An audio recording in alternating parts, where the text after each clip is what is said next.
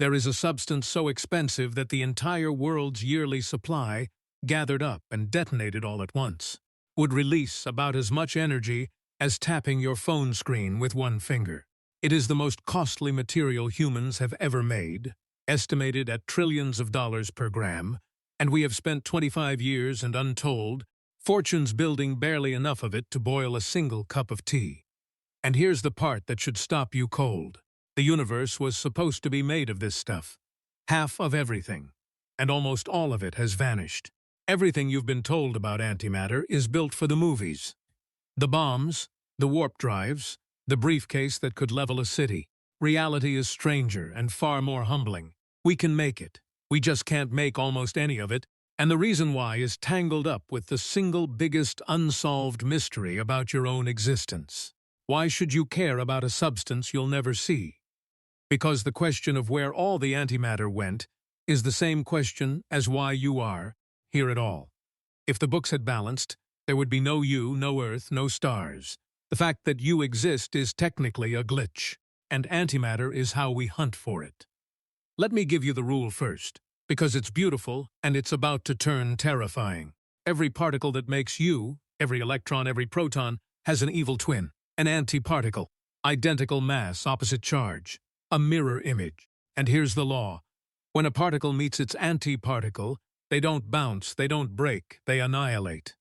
Both vanish completely, their entire mass converted into pure energy in a flash of light.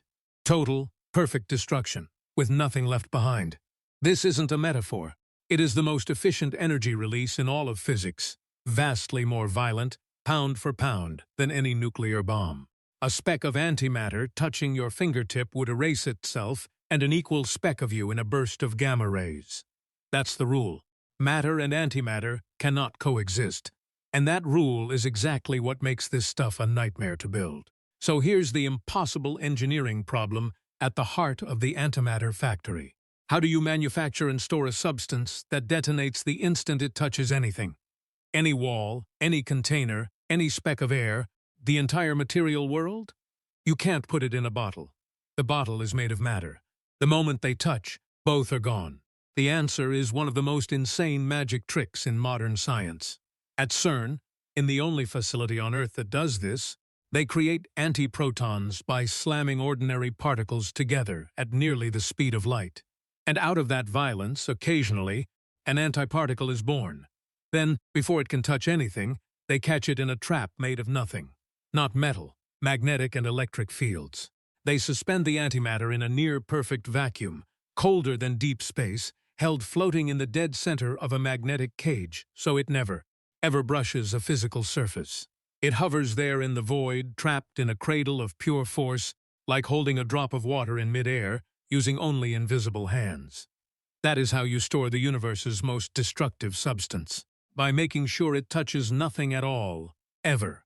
So pause right here, because I want your gut on the question everyone gets wrong, and the answer rewrites how you see this entire field. With all that effort, the biggest machines humanity has ever built, decades of work, billions spent, how much antimatter do you think CERN has actually produced? Theory A, enough to be genuinely dangerous. Grams, the stuff of weapons, a real energy source we're keeping quiet.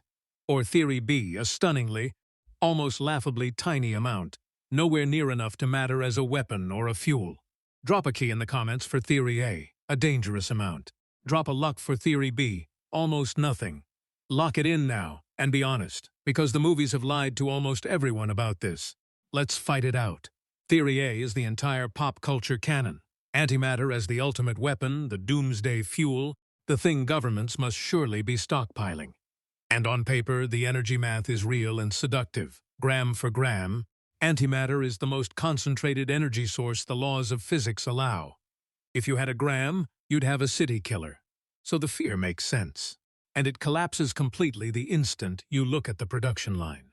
Because Theory B is the staggering truth.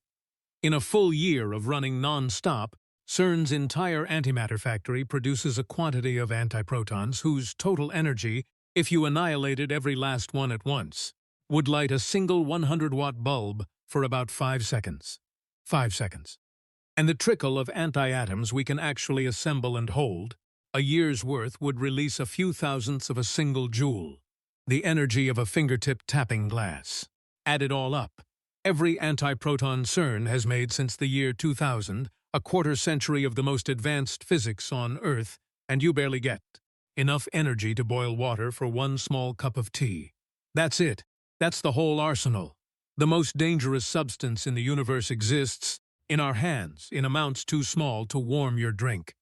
And it gets more humbling because the efficiency is a catastrophe. To make antimatter, you pour in energy, and you get back about 1/10 billionth of what you spent. Imagine paying $10 billion to receive a single dollar. That is the exchange rate of the antimatter business, which is exactly why the antimatter bomb and the antimatter rocket remain science fiction and will for a very long time.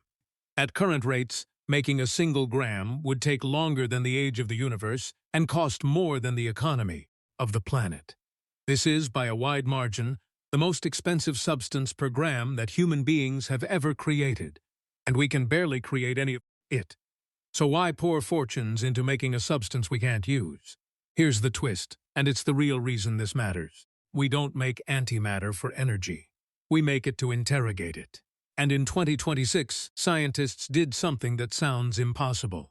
They put antimatter on a truck. A team at CERN sealed 92 antiprotons inside a transportable trap, a cradle of force on wheels, disconnected it from the factory, and drove it across the campus, the first time antimatter has ever been moved, controlled and reversible from the place that made it. Why bother? Because their measurements have become so unbelievably precise that the giant machines of the factory itself, their magnetic hum, are now too noisy to measure against. They literally need to carry the antimatter somewhere quieter to study it more closely. They're hauling the most delicate substance in existence down a road to ask it a single desperate question. And here is that question, the one that makes all of this worth it. When the Big Bang created the universe, the laws of physics say it should have made exactly equal amounts of matter and antimatter, precisely balanced, which means all of it, every particle and its evil twin, should have met, annihilated, and flashed out of existence, leaving a cosmos of nothing but light, no galaxies, no planets, no you. But that's not what happened. Somehow, for some reason we still do not understand, a tiny imbalance survived. Roughly one extra particle of matter for every billion pairs that destroyed each other. And everything that exists, every star, every atom in your body, this entire universe, is built from that leftover 1 in a billion scrap that escaped annihilation. You are made of the survivors. So when scientists trap a single antiproton and measure it against a proton, atom by atom, to a staggering number of decimal places, they're looking for the flaw, the crack, the tiniest difference between matter and its mirror twin that could explain why anything is here at all, instead of nothing. So far, the two are identical to a mind-bending precision, which only deepens the mystery. The imbalance that gave you existence is still completely unexplained. Now pull all the way back and feel the vertigo of it. You are the leftover, the accident, the cosmic rounding error. The universe ran the books, matter and antimatter canceled almost perfectly to zero, and you, the Earth, the stars, are the 1 in a billion remainder that the great annihilation somehow missed. We exist in the margin of a near-total mutual destruction. And right now, in a lab in Switzerland, our species is hovering single specks of the vanished half in cradles of pure force, driving them down roads in the dark, trying to read the fine print of why we got to be here at all. We are the survivors of an erasure, asking the void how we slipped through. So here's the question I can't answer, and I want yours. If the universe was supposed to cancel itself out to nothing, and we are only here because of a flaw too small to fully explain, does that make your existence a precious miracle or a meaningless accident that the cosmos never intended? Are you a winner or a leftover? There's no right answer. Fight it out below. I read every single one. And if the idea that you're the survivor of a cosmic annihilation is the kind of thought that rewires your brain, hit the subscription link in my bio and subscribe to the YouTube channel right now. Chasing exactly these questions, the ones that make existence itself feel strange, is the entire reason this channel exists. Because here's the thread I'm chasing next. I told you the matter and antimatter should have cancelled to nothing. But there's a growing suspicion among physicists that somewhere out there, the missing antimatter might not be missing at all. That entire regions of the distant universe, anti-stars, anti-galaxies, whole anti-worlds, could be made of the stuff that vanished here, quietly glowing on the far side of the cosmos, identical to us and instantly lethal to touch.